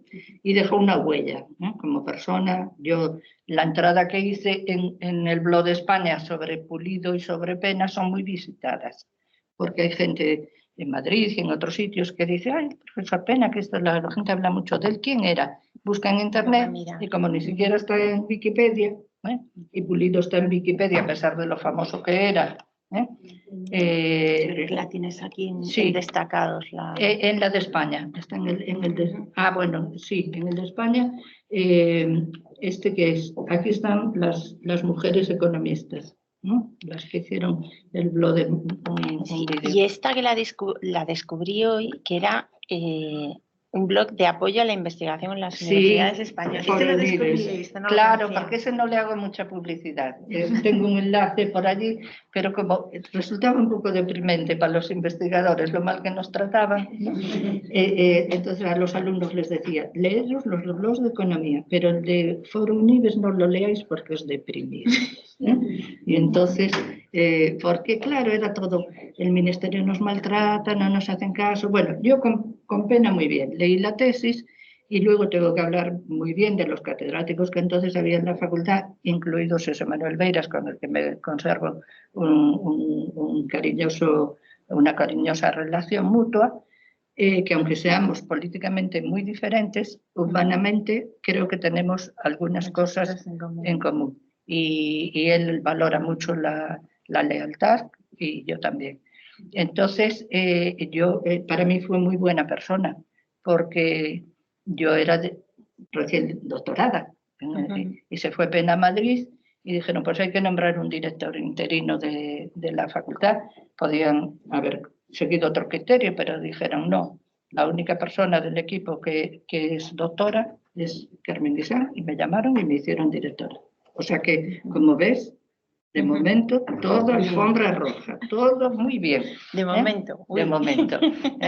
Pero luego, cuando llegan los amigos de Rubalcaba, ahora no voy a insultar a Rubalcaba, porque al final Rubalcaba murió y los malvados siguieron.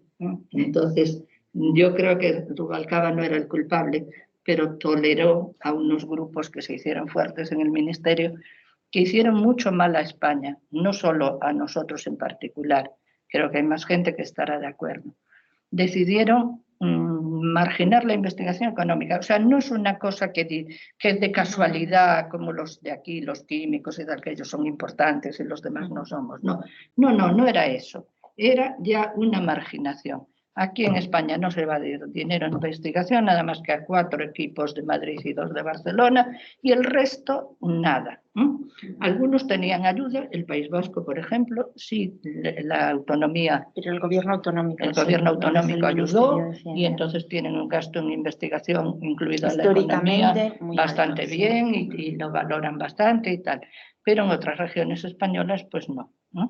Y entonces el ministerio nos maltrató, pero totalmente, a decirte que tu currículum no vale nada, es una porquería. Dices, pero si estoy entre los 100 primeros, 100 primeros, jajaja, qué risa, no es la número 1. Entonces dices, pero bueno, 100 primeros de 60.000, algo será, ¿no? Pues nada. Nos rechazaban todas las ayudas a la investigación que pedíamos. Entonces, una vez llamé al ministerio, que se dejaban llamar, y se puso un funcionario que me explicó, y luego el pobre lloraba. Y sé que ya no sabía qué hacer. Decía, ay, cuánto lo siento. Se dio cuenta que él estaba sirviendo a un poder malévolo, porque le decían, mire, es que todos les han puesto a los economistas de este equipo, de este grupo, que eran de varias universidades, todos ponen, solo hace investigación local. Local ya como despectivo, podría ser local y ser buena, ¿no? Que no tampoco. Dije yo, mire, acabo de publicar un libro en la India. Me llamaron de una universidad de la India para coordinarlo. Todos los autores son internacionales. ¿Usted cree que eso es local? No, claro, no es. El pobre quedó compungido, ¿no? Compungido porque le habían mentido, le habían dicho que nos echaban. Claro. Entonces fue una campaña para que nada más salieran a relucir unos cuantos nombres que casualmente tenían financiaciones poderosas de grandes poderes bancarios o económicos o del tipo que fuera. Y al resto, pues nada, ¿no? Nos menospreciaban totalmente. Digo mentiras, Maite. Maite escribió sobre ese tema y lo conoce muy bien, y todos los de aquí presentes. Entonces, ese maltrato fue malo. Y aquí en la Xunta de Galicia fuimos un poquito mejor, no siempre por el camino más lógico, que el más lógico sería que la propia Consellería o Dirección General que se ocupaba de universidades diera mejor trato a la economía, sino que fuimos a veces indirectamente porque conseguimos que algún consellero firmara algún convenio. Antes mencioné el de agricultura, claro, de cuestiones sectoriales, de la vivienda, del Instituto de la Vivienda y Suelo, el de Economía, José Antonio Orcha, que también, y bueno, y otros sucesores que tuvo, pero él sobre todo. Y entonces, bueno, pues podíamos, gracias a eso, financiar algunos gastos de equipo y tal, ¿no? Fuimos, digamos, saliendo hacia adelante, pero la sensación de maltrato, por eso decías, cuando llegó Idea Repec y nos pusimos en esa base, ¿no? Fue alucinante, porque después, entonces había, por ejemplo, imaginemos que había 8.000 investigadores del mundo, ahora hay 66.000, pero es que cuando había 8.000, creo que alguna vez estaba yo de número 2 o de tercero del mundo, de más leído, y yo de repente, que aquí no me daban valor ninguno, y el más leída del mundo, allí, bueno, era impresionante, ¿no? Era emocionante, la verdad, Gustavo. Y ahora lo que me preocupa es no bajar mucho, ¿no? Pero bueno, ¿no? Como sigo publicando, porque la gente, quieras que no, tiende a leer más lo más reciente. Pero bueno, bien, yo lo tomé bien. La verdad, como te digo, te compensa un poco. Si por un lado no te ayudan lo que deben y por otro lado te reconocen, pues te compensa, ¿no? Pero bueno, las mujeres, también teníamos que hablar de mujeres, ¿no? Sí, sobre todo el tema de la introducción de la perspectiva de género en trabajos académicos. Sí, aquí tenemos una experta que es Eva Aguayo, que ha estado al frente de la Oficina de Igualdad de Género de la universidad. Y la verdad sí que es importante porque se ignora demasiado, ¿no? Entonces, yo mismo escribí algo porque me encargó la revista, es que publiqué en 2 revistas de Madrid el mismo año y a veces ya no recuerdo cuál iba en una. Una era sobre mujeres, que es la revista del Colegio de Economistas de Madrid, puede ser. Puede que esté en los blogs, pero mira dónde estaban las chicas estas que promovieron. Salían 2 mujeres. Una foto de estas, pulsa ahí, porque, no, esa es la entrevista. Esa es Isabel Neira, que fue una entrevista que le tuvo mucho éxito, no, era otra de 2 economistas de Madrid que promovieron unos vídeos el año del coronavirus, unos vídeos sobre... Sí, vi yo esto en su día. Bueno, si vas al de España debe venir una parte que se llama destacados, Mujeres. Si pulsas España, este es Galicia, estamos en el de España. No, este es el internacional. Fuera. Aquí está. España, pulsas el de España. Vamos a ir porque este no tiene enlace. Y ahora en el lateral busca mujeres economistas o algo así, que ahí debe aparecer. Bueno, pues escribí un artículo que me supera sobre era una revista, yo creo que es Economistas, que es del colegio, ¿verdad? Sí. Porque luego había otra de Información Comercial Española. Sí, que Alice le hice de los sectores productivos otra cosa. Esta fue de mujeres, que la directora Isabel Álvarez coordinó ese número sobre mujeres, ¿no? Y entonces le dije yo, te hago las mujeres en la investigación científica. En el lateral de ahí hay como unos temas. No, más abajo hay mujeres. Busca mujeres economistas en este que está por orden alfabético. Sí, estamos llegando. Sí. Mejores en economía. Eso. Pues en alguno de esos, sí. A ver si aparece la revista. Porque luego los actualizo, porque a lo mejor la entrada... Sí, actualización del 2021 debe de ser. Eso es un libro. Esa revista. No, esa no es la de mujeres, sí. Entonces Mujer es la y de economía, igualdad, oportunidades y retos. Me equivoqué yo. En la del Colegio de Economistas de Madrid es que me las encargaron al mismo tiempo. Esta era la de LICE, es Información Comercial Española. Era un número especial sobre las mujeres.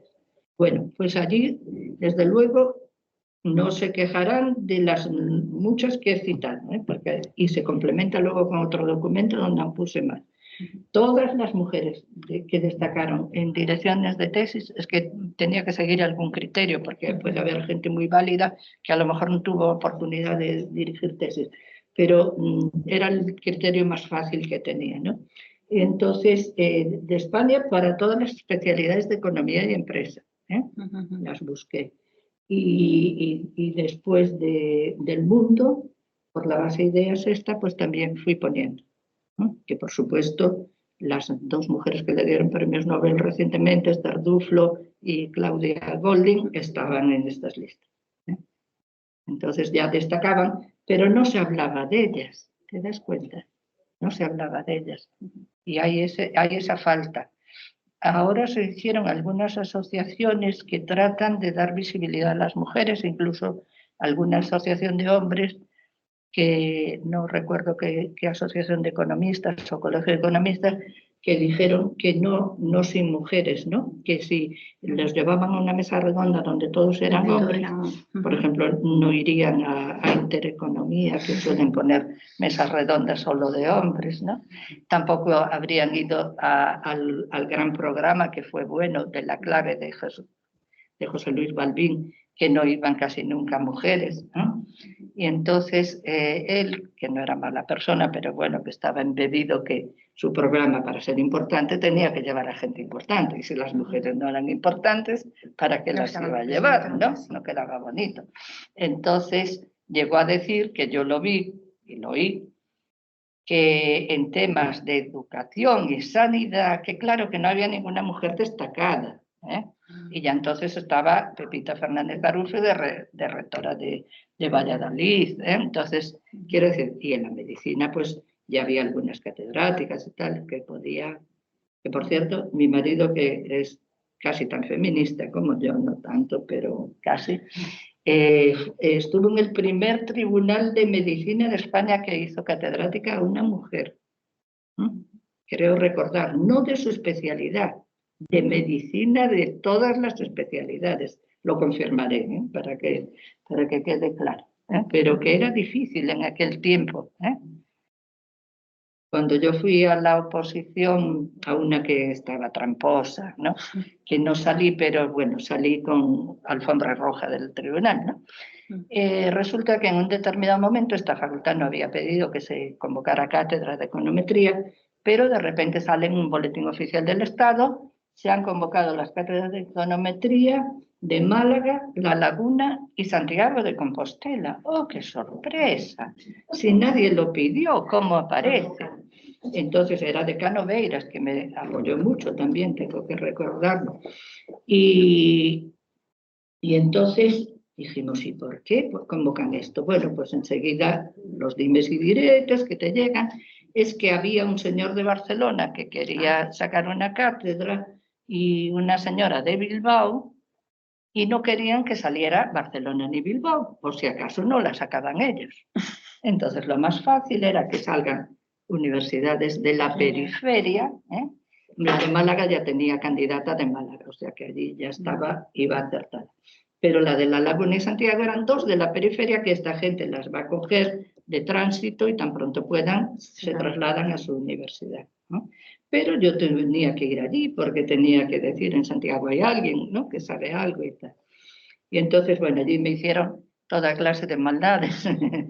Y entonces ya en las oposiciones de titular también ya me habían hecho maldades, pero al final no la había sacado, pero había ganado la siguiente, ¿no? Porque hubo en Málaga una de titulares donde hicieron trampas, había plazas de sobra en toda España y se convocaban 9 plazas por cubrir varias universidades españolas y solo sacaron 3, nos dejaron a 6 fuera, porque si no me sacaban a mí no podían sacar a ninguno más, porque a pesar de sus trampas no les daban los puntos.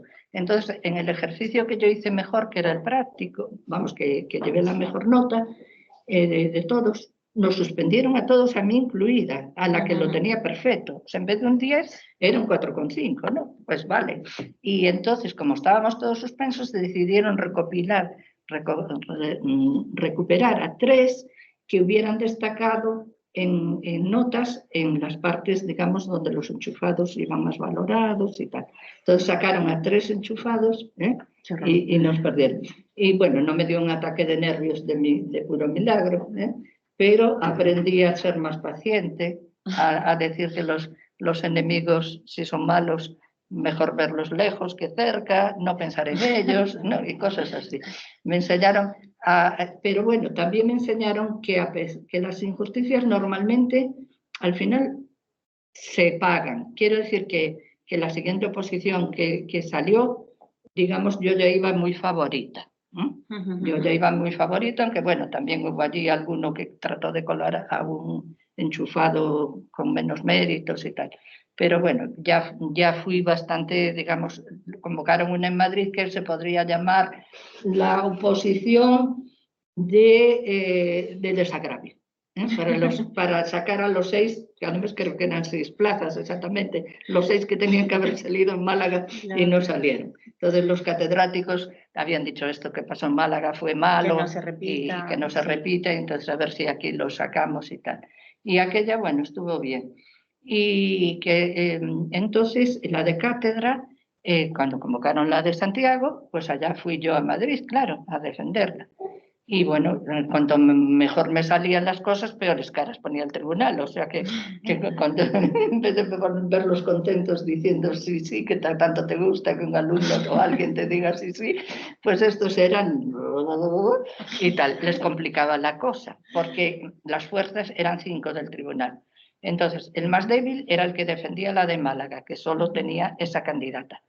Los 2 de un lado defendían al de Barcelona y los 2 de otro lado la de Bilbao, pero necesitaban todos al de Málaga. ¿Entiendes? Si no estuviera el de Málaga, posiblemente los 2 de un lado y los 2 del otro me hubieran votado, pero necesitaban el voto de Málaga, ¿no? Entonces salía la de Málaga, ¿no?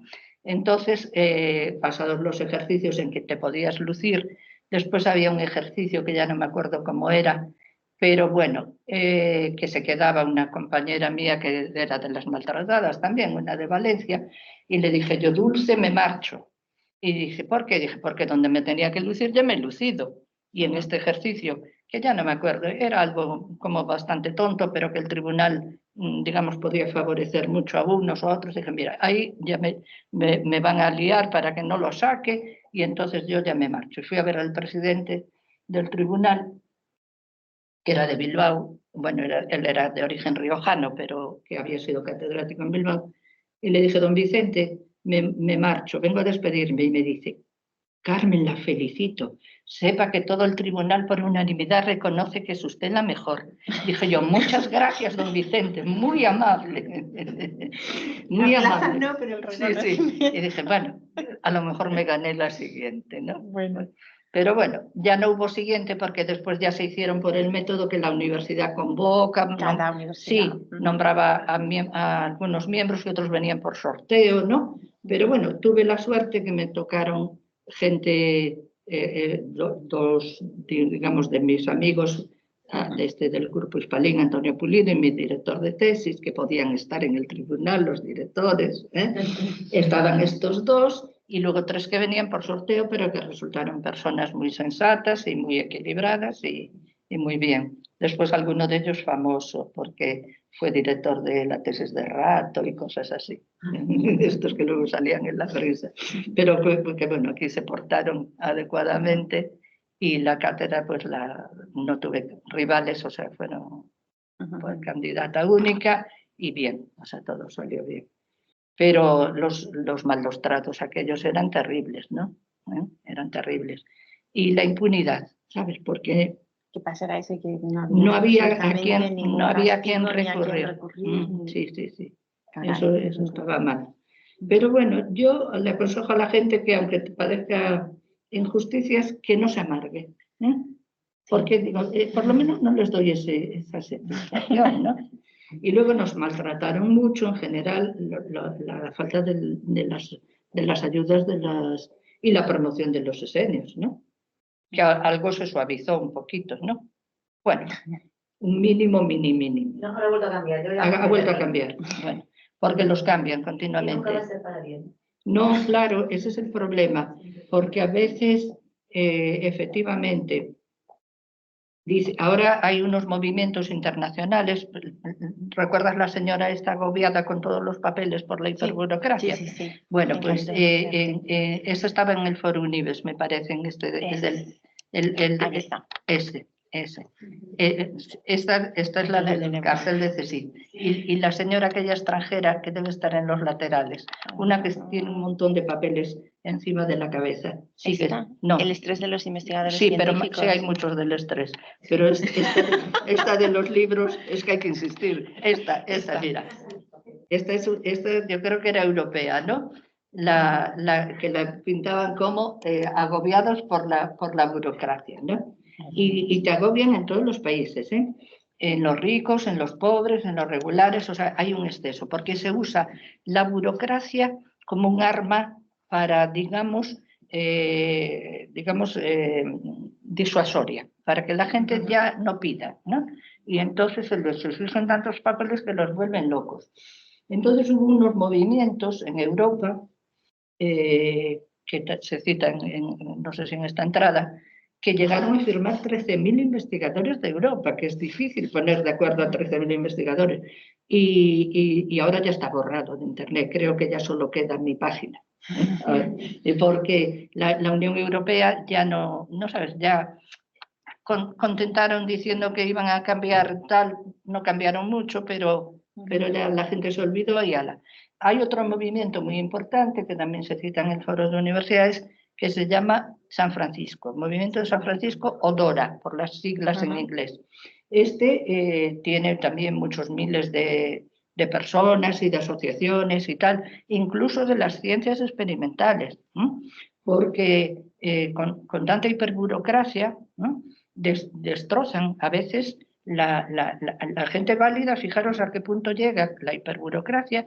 Ayer leía en un artículo que las facultades de medicina de España no tienen profesores en estos momentos, que con las jubilaciones van a necesitar 3.800 profesores y no hay candidatos. No hay candidatos porque ya están cambiando los criterios, porque en vez de premiarles ser especialista, haber hecho muchas, digamos, aportaciones, formado gente y tal, no, solo contaban las burocracias. ¿Publicó usted en una revista Q1, aunque la revista no tuviera nada que ver con su especialidad? No, pues si no publicó en un Q1, fuera. Entonces, claro, les pedían requisitos que el médico que está ocupado salvando enfermos y formando a otros no tiene tiempo para perderlo en buscar temas tontos que estén de moda para colocarlos en una revista que me dé los puntos. Entonces ya van a cambiar los criterios, ¿no? Pero esos criterios absurdos favorecían mucho a estos de la pirámide poderosa, ¿no? Los bioquímicos, químicos y físicos, porque tienen multitud de revistas en el Q1, en el Q2 y en el Q3 y en todos los que quieras, porque hay montones de revistas y se citan mucho unos a otros, entre ellos, ¿no? Entonces, en economía, por ejemplo, tenemos muchos más lectores que citadores, porque hay mucha gente que nos lee, afortunadamente, pero no necesariamente son investigadores que estén citando, ¿me entiendes? Entonces, ellos en cambio se citan entre citadores.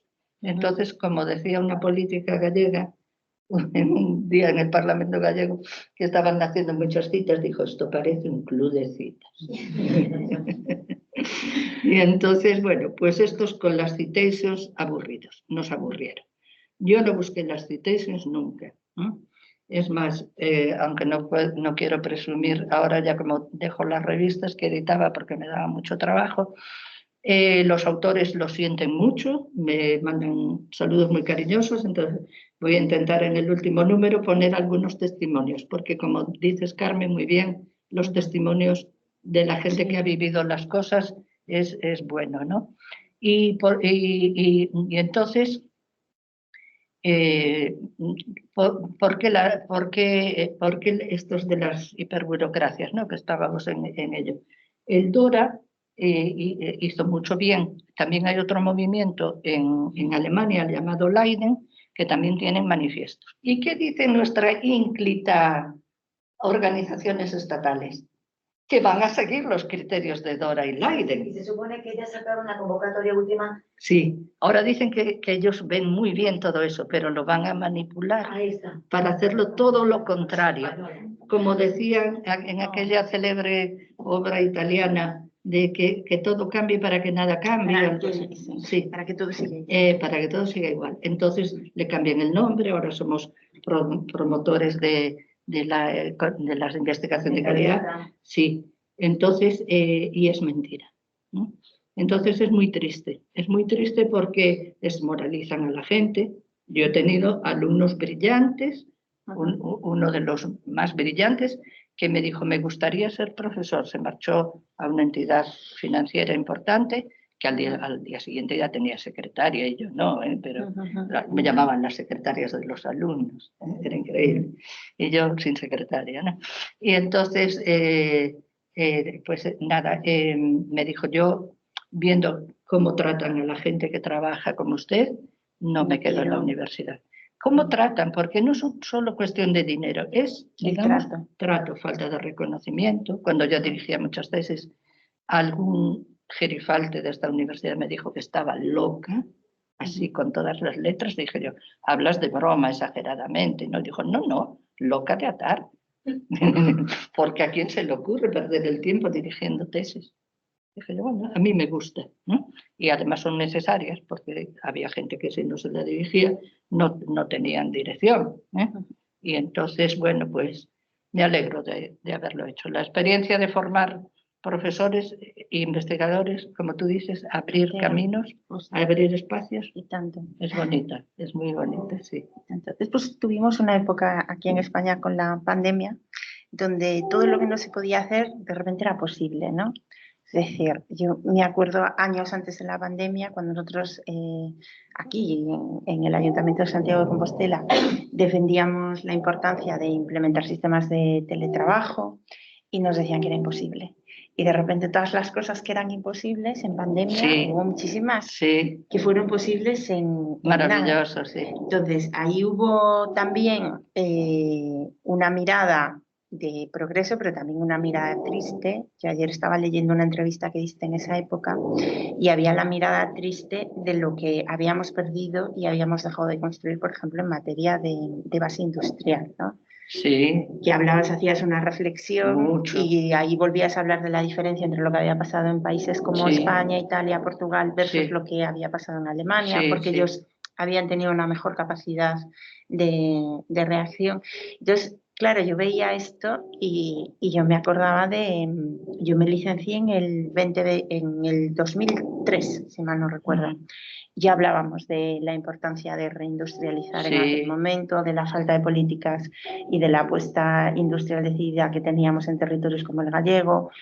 Era un momento en el que estábamos perdiendo toda la masa industrial vinculada, por ejemplo, al textil gallego y demás. Entonces, es como que te dieron la razón ¿Con cuántos años de retraso? Claro, ese es el problema. Pero yo sigo, como el conejito de Duracell. Le regalé una vez uno a una sobrina mía cuando era pequeñita. Y era, yo sigo. Y aquellas pilas duraban eternos y el conejito seguía andando. Yo sigo también, desde entonces, Sí, Maite sí. lo sabe bien. Yo es sigo. una de Entonces mis- el tema de la industria es increíble que no haya sido más hablado. Los medios de comunicación, por ejemplo, se nota ese vacío, ¿no? Es tremendo. Cuesta No muchísimo es tema de reivindicar. moda, no se habla No. de él. Entonces, si dices, voy a hablar, yo qué sé, de Rata o criticarlo o fulanito, sí, te vienen todos corriendo, pero no, yo no hago esas propuestas, ¿no? Pero si dices, no, quiero hablar de la industria en Galicia, no, eso no se lleva. Entonces, no está de moda. Yo le decía, ¿por qué no nos dejáis publicar a los profesores, por ejemplo, en verano, que no tenéis periodistas que van de vacaciones y tenemos trabajos interesantes?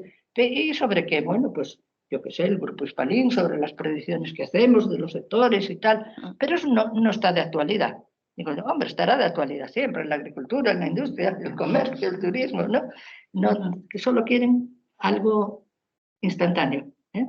No la trayectoria, por dónde vamos, a dónde vamos y tal. Sí, hombre, nos cuesta, por ejemplo, cuando estamos diseñando una política de activación industrial y nos vamos a los decisores políticos y les estamos explicando que esto va a dar fruto en 5, 8, 10 años, ahí empezamos a ver unas caras Sí.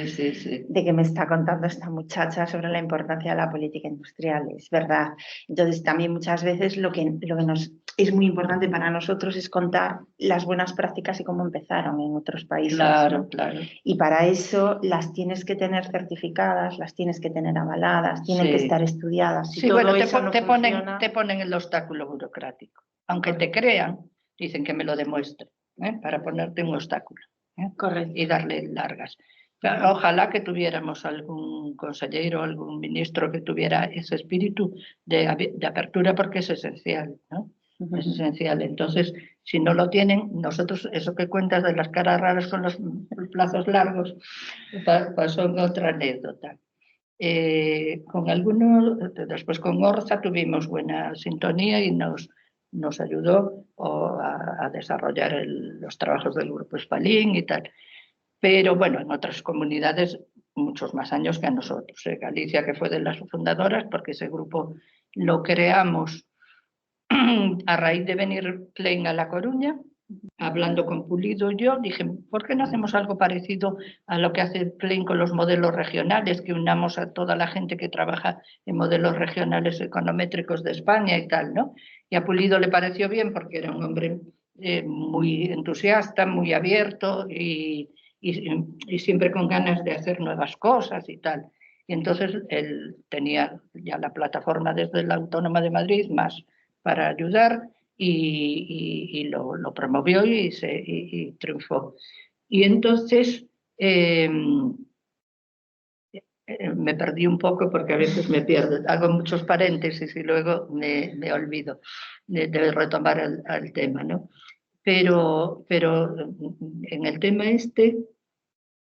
la importancia de los plazos, el largo gracias, plazo, las caras largas. Las caras largas, las caras efectivamente, largas en el eso. plazo. Es que abrir muchos paréntesis es malo.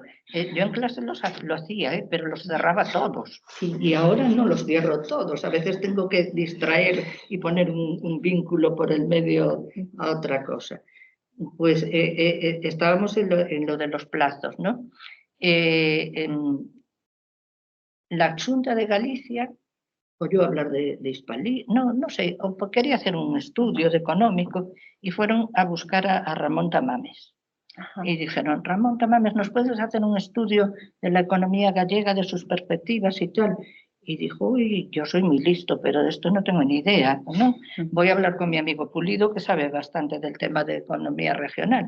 Entonces ya habló con Pulido, que dijo, ¿os podéis ocupar vosotros? Dijo, hombre, sí, tenemos allí un equipo hispalín en Galicia que lo puede hacer. Entonces Pulido consiguió que nos recibiera un consejero y fuimos a verlo. Y entonces dijo, ¿para qué sirven esas predicciones? Y dijimos, bueno, sirven normalmente son perspectivas para 1 año, 2 años. Uy, mucho tiempo me parece. A mí lo que me preocupa es lo que pasa la semana que viene. Dijimos, no, la semana que viene la varita mágica, entonces, porque si no quieres trabajar, hay que trabajar a corto, a medio y a largo plazo, ¿no? Tú como político responsable tienes que dejar algo, ¿no? que vaya a fructificar en el futuro y también tratar de arreglar algo más inmediato para poder decir lo he hecho y dar una esperanza. Pero no, eso de las malas caras con 1 y 2 años ya le parecía mucho. Entonces, bueno. Sí, no se valora el análisis, no se valora la planificación. No. Y al final no nos encargó nada ese. No. Pero luego vinieron otros que fueron mejores. Por lo menos esas ayudas de la agricultura, de las ferias, le hicimos una cosa bonita. Mira, ahí ahorramos mucho dinero a Galicia, porque querían hacer ferias de muestras en todos los municipios. Todos querían tener un gran recinto ferial. Ya sabes de qué va la cosa. Y entonces le pusimos argumentos, datos y tal, y para ver que realmente le podían ayudar a los municipios de otra cosa. Pero no hay. En ese momento entró una alcaldesa en la sala donde estaba yo hablando con un director general y le dijo, venimos a pedir una feria. Y ya sonreímos, y nos miramos y yo le dije, mira, a ese municipio le puedes dar muchas cosas útiles con el dinero y la feria no le va a servir para casi nada y en cambio otras cosas que le pueden servir para crear empleo, ¿no? Y más duraderas. Pero bueno, se ponen así una moda, ¿no? Y creen que todos tienen que hacer lo mismo. Otra cuestión, y con esto cerramos, sí, y que tiene que ver con las modas, con la información y con la dificultad que tenemos ahora mismo para diferenciar la información o los proyectos con una base fiable de aquellos que no lo son. Pues sí. A la hora, ¿no? Los propios Sí. decisores políticos. Sí. Es decir, hay una gran cantidad de agentes privados que están generando información muchas veces interesada. Sí. Probablemente esa alcaldesa que entró ahí previamente había tenido una consultora en su despacho que le dijeron pide una feria. Que le defendió esto y que le aportó cifras y que le dio un estudio de impacto que nadie verifica y que no es real, ¿no? Y entonces, en este mundo tan desinformado por exceso de información, no deberíamos volver a la academia y a la econometría para aterrizar todo esto. Perfecto, Carmen, tú te lo resumes perfectamente. Yo creo que la universidad, mira, hemos luchado y mis colaboradoras y colaboradores lo saben, para que en economía tuviéramos algún centro, instituto, como le quieras llamar, unidad de hacer trabajos, porque nos gusta hacer nuestros propios trabajos en los temas que nos interesan, sea la industria, América Latina, lo que sea, pero tampoco nos importa cambiar un poco el chip y decir, bueno, pues vamos a ocuparnos de la agricultura o de la vivienda porque le interesa a esta administración, ¿no? Entonces, tener un centro de la universidad, incluso pluridisciplinar, con gente de otras facultades, de derecho, de otras facultades, y decir, bueno, pues empresas que vienen a pedir asesoramiento en tal materia, se le prepara, ¿no?, unos informes con rigor, como tú dices, bien hechos y fiables, ¿no?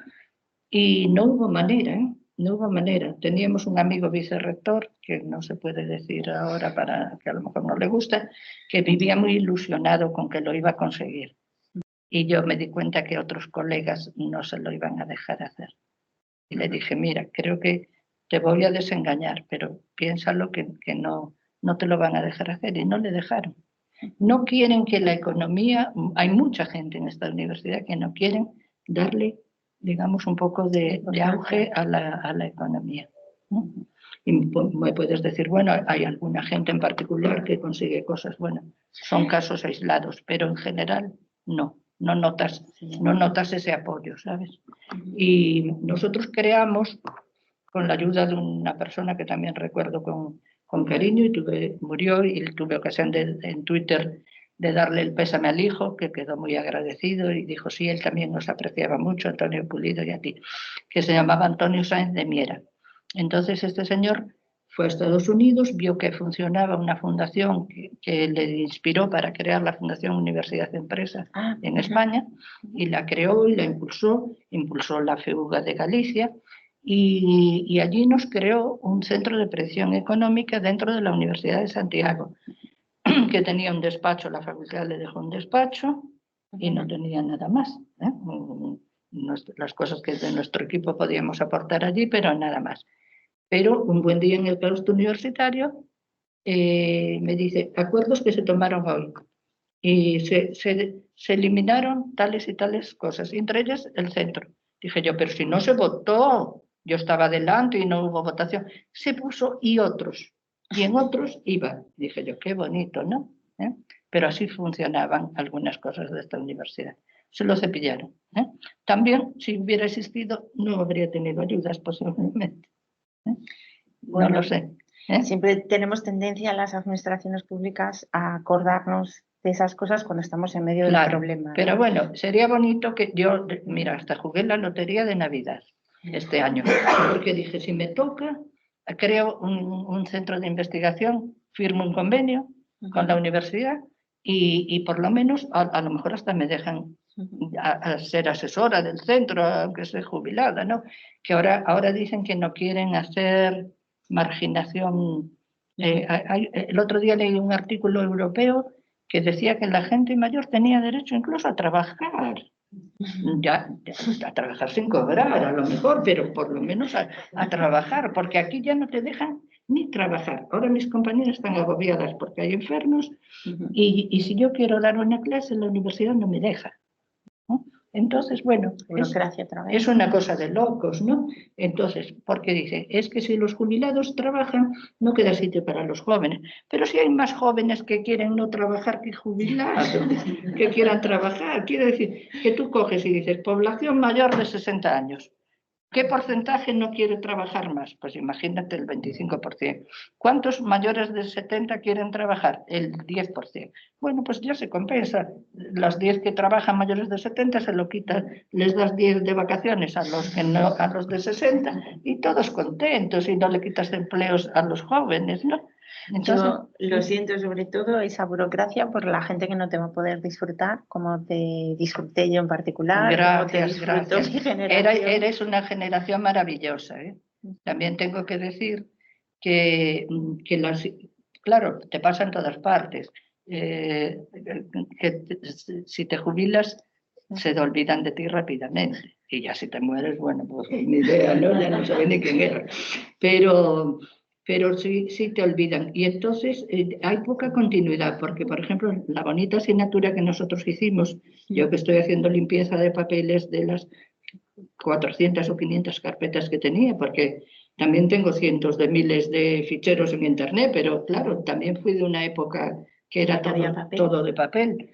Y sí, a veces casi me siento como los Picapiedra con la era de la piedra, porque la era del papel hoy día ya se ve como anticuada, ¿no? Y entonces encuentro qué bonito. Yo os hacía encuestas a los alumnos, no todos los años, pero de vez en cuando. Y entonces de las materias que más le interesaban fuimos perfilando la econometría de nivel B, que era de 180 horas anuales, después se fraccionó en 3 asignaturas de 60. Y entonces pusimos los modelos regionales, los modelos internacionales y sector público y macroeconómico, algo así, que obedecía todo a los deseos de los alumnos, ¿eh? Porque estaba hecho todo con el interés de los alumnos. Y luego yo me jubilo y la asignatura por poco desaparece del todo, ¿eh? Sí, yo viví el cambio de plan académico que me pilló en el último año. Maite se acordará porque yo quería estudiar un montón de cosas y la universidad no me dejó porque me pasaba mucho de créditos. Entonces me obligó a desmatricularme de cosas. Qué fuerte. Sí. Ni cobrándote te dejarían. Ni cobrándome. Y eso que no había, tuve la suerte de no haber pedido de casualidad la convalidación de las prácticas. Porque entonces ya ni especialidad me hubieran dejado hacer. Me siento fatal. Yo quería seguir estudiando. Si hubiera una carrera que fuera solo hacer carreras, yo me hubiera quedado aquí haciéndolo todo una y otra vez. Sí. Bueno, pues muchísimas gracias a ti. Ha sido una entrevista perfecta, ¿eh? por tu parte. O sea, la entrevistadora perfecta. Yo le he preguntado todo lo que no le pude preguntar cuando era su alumna. Pues le vamos a dar un aplauso y si queréis preguntas, el público, por favor.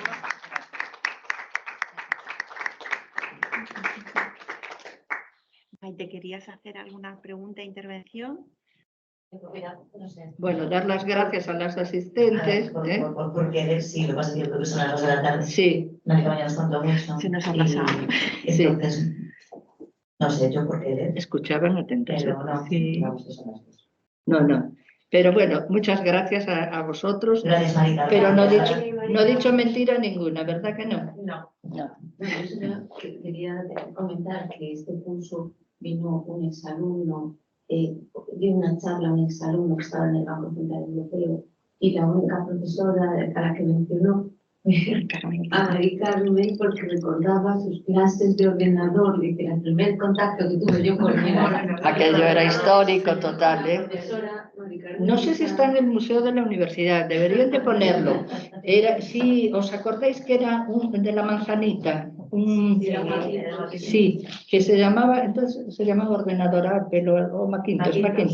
Entonces era un ordenador que, fíjate, para hacer un modelo sencillo de econometría, no tenía memoria suficiente. Había que meter un disquete para que hiciera una parte del cálculo, quitarlo y poner el otro disquete para la segunda parte. Pero allí aprendió mucho la gente, ¿eh? Tú también lo recuerdas, Charo, ¿no? Sí. Ah, qué riquillo. Los de CP ya no había, ya aguantaba con un disquete solo. Sí. Eso es muy moderno. No, pero aquel había sido que cuando lo sacaron de que ya no se usaba, dije yo que lo lleven a un museo, igual lo tiraron, igual ya está desguazado, pero si no, para que la gente viera, ¿no? ¿Cómo se salía adelante? Pues yo empecé a trabajar con ordenadores en mi facultad de Bilbao, con el profesor Troconis, que era el profesor de estadística, que nos dio cursos de informática, ¿no? Hasta era una gran novedad en el periodo 65-70 en España. Y entonces teníamos un ordenador IBM grande que tenía una cinta con agujeros, un lector de cinta. Después llegaron los lectores de tarjeta, que eran tarjetas también con agujeros, sí. Tarjetas perforadas. Pero este era de cinta y se ponía el rollo de la cinta y tal. Y entonces organizaba cursos de informática para buscar entre los alumnos que se les diera bien hacia los profesores, después que le enseñabas a los otros. Mira, una anécdota de mujer, que esa fue bonita. Este era un señor muy serio, pero muy buena persona, el Antonio Fernández de Troconis. Entonces me entrevistó, porque había buscado a los alumnos que habían sacado mejor nota en el curso, y me dijo: mire, me parece muy bien que usted la veo con interés, pero es que estoy muy quemado de las mujeres. Porque primero tenía a María José Laguna, mira que la memoria antigua te dura, ¿eh? Y que era una alumna de un curso superior al mío. Dijo, y esta me dijo, se marchó porque se casaba, no sé qué, y me dejó plantado. Y luego vino otra que me dijo que al novio no le gustaba. Y le dije yo, tranquilo, don Antonio, yo no tengo novio, pero si lo tuviera y me dice eso, lo mando de paseo. Y entonces me cogió y fui profesora de los alumnos. Muy bonito. Bueno, sabía defenderme. Y es importante que las mujeres se defiendan un poquito. Sí. Pues muy bien, Carmen, te felicito mucho porque lo hiciste todo muy bien, perfecto. Gracias. Muy bonito. Ay, sí.